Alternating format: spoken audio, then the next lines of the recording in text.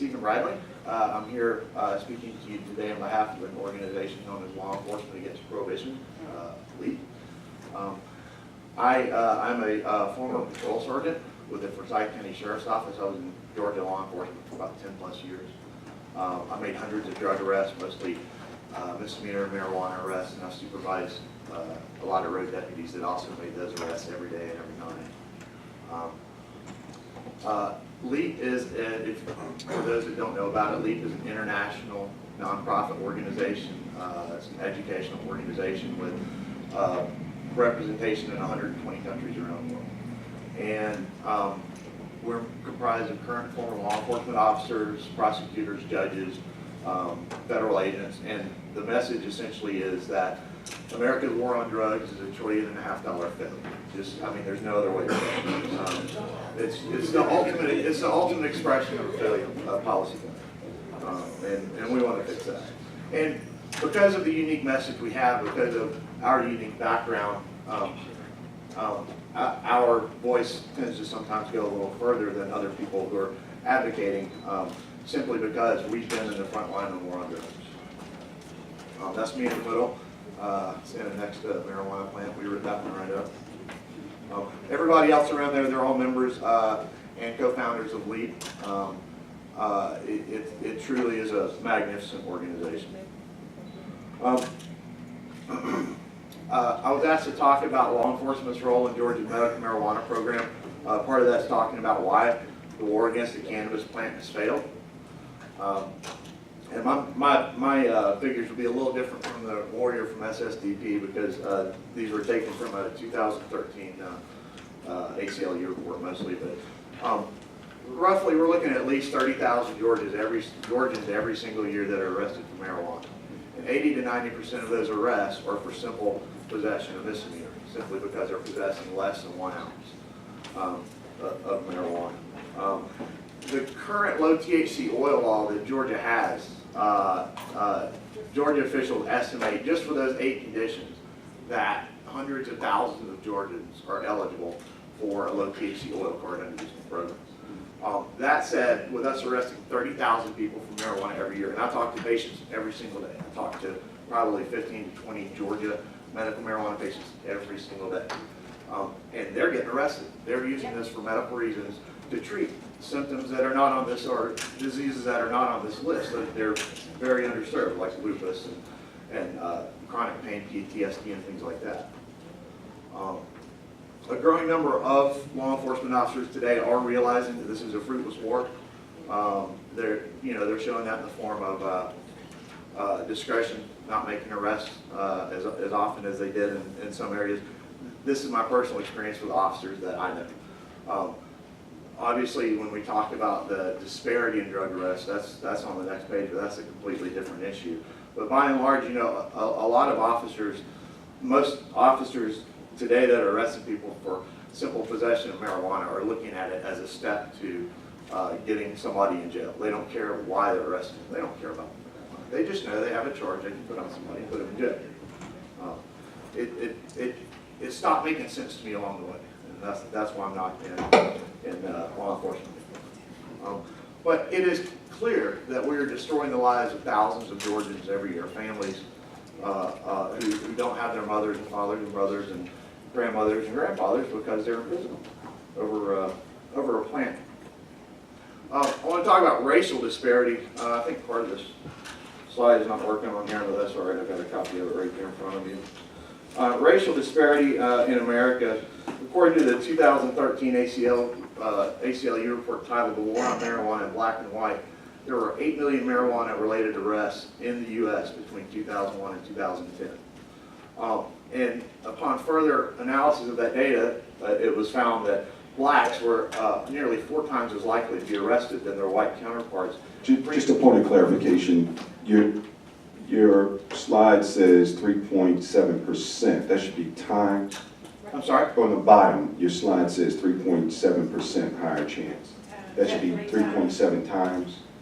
Right. So, so I'm talking about at the top. I'm talking about national statistics. I'm saying in Georgia that Black Georgians have an overall 3.7% I'm sorry, you're right, 3.7 times higher chance of being arrested. Yeah, 3.7 would be a much lower number, you're right. Sorry, the slide's kind of screwed up on my end over here. Sorry about that.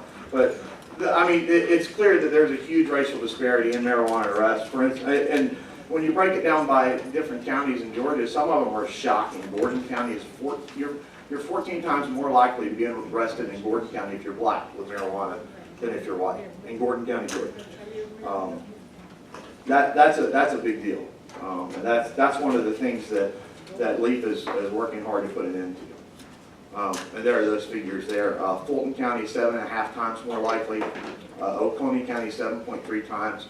DeKalb County are 5.8 times more likely, and on and on and on and on.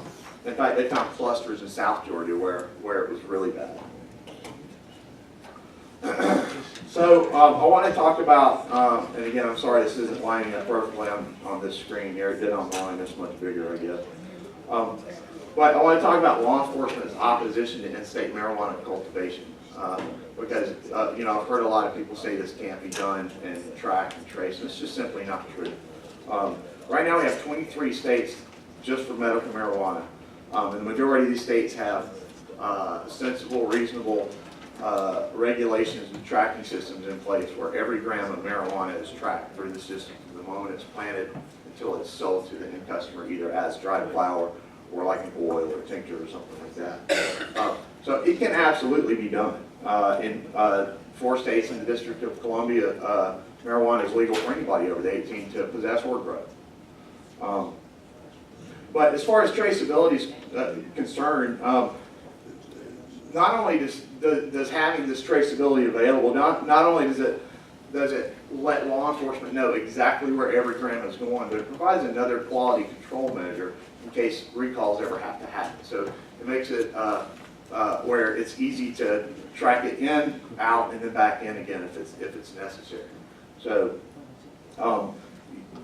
you know, as far as law enforcement oversight, it's just not an issue in most states as far as overseeing the medical marijuana programs. And again, this I think it's a different version of PowerPoint. Maybe that's why it is. But, so you can read along, I guess. I'm sorry about that.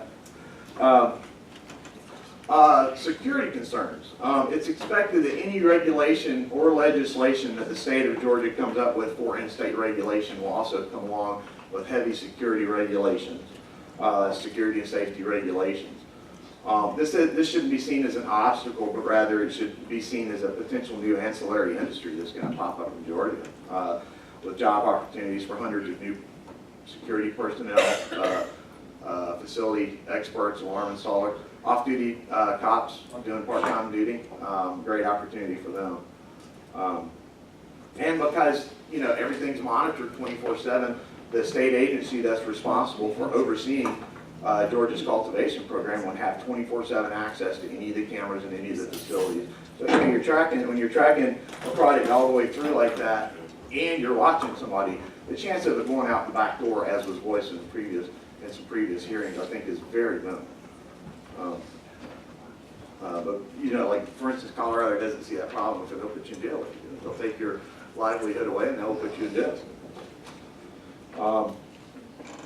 The other issue is the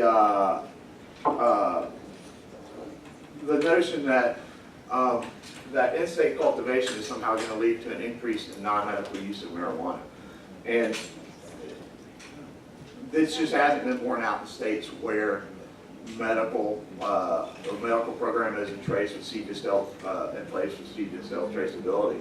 The opposite is actually true because with increased regulation, as the gentleman on the left there was speaking about earlier, the regulation, which is what we're missing, the more regulation you have, the more opportunity you have to control what's happening with certain products. So when products are legalized and regulated, it's a lot. You don't. That's why you don't see bootleg liquor sales on the corner, on the street corners, because people aren't making it their bathtub because it's legalized and regulated. So there's really no profit in homebrew anymore. So yeah, I mean, for the most part, it does make it more difficult to obtain, especially by children. when you have to have a doctor's recommendation to get it. And so this is just in summary, the fact that prohibition has failed to remove marijuana from anybody's hand, but it does ruin thousands of lives and cost Georgia millions of dollars every single year to prosecute this war on the marijuana plant.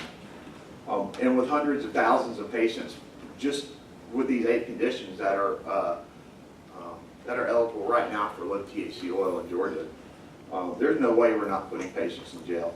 As I said, through GeorgiaCannabis.org is a website that I maintain where I speak to a lot of patients and have information up with doctors and law enforcement and everything to answer their questions.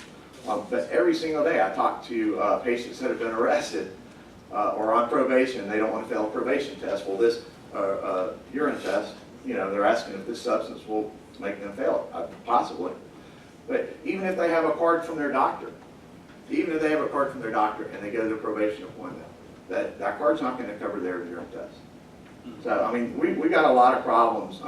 I think we've done a really good thing opening this up to people, but I think there's a long way to go, and I really think that it's more than doable. I mean, I've heard the objections. It's absolutely doable.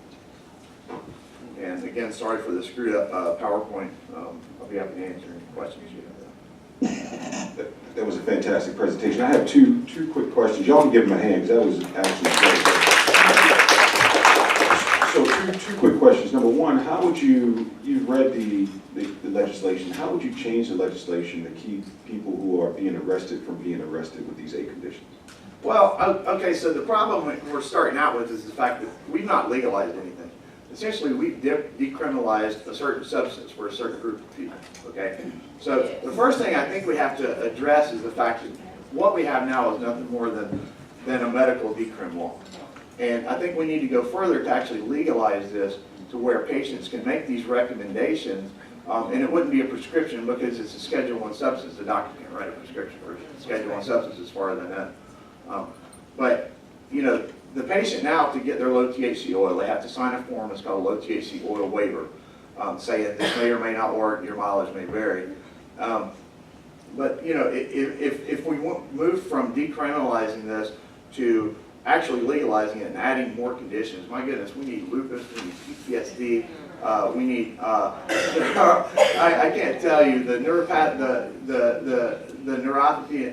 and the pain that people experience, they're just not covered. And really the only disease that's on this list right now that's specifically targeted, as far as I know, pain management, and again, I'm not a doctor, is sickle cell. And we need more because there are a lot of people in pain from a lot of stuff. Broken backs and necks, and they can't get this oil that's not even really going to get them high.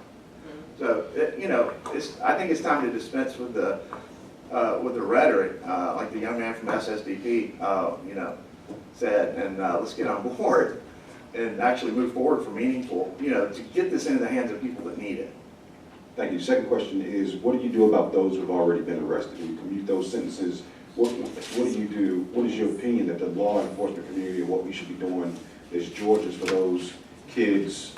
Right. In some states, I believe it's either Washington or Colorado. I believe it was Colorado, where they did actually issue retroactive, I guess it would be a pardon for misdemeanor marijuana offenses because it's no longer a crime. But that's in the state where you have full recreational. We're not talking about medical in a state like that. So, and I don't see Georgia, I mean, I would love to have full recreational here. I think it's a human rights issue more than anything. So that said, the reality of it is I think that medical is our battle that we really need to be fighting. And when you're talking about medical, it's still going to be limited to medical conditions, right? So you're still going to have the potential to break the law there. It's not perfect, but it's the first step, right? So I don't know. Perhaps if and I don't know the capabilities, if you could retroactively someone that was able to obtain their low THC oil card, if they could somehow apply for some sort of retroactive do-over or whatever you would call it, I guess that would be good. Okay, thanks for your testimony. Sure.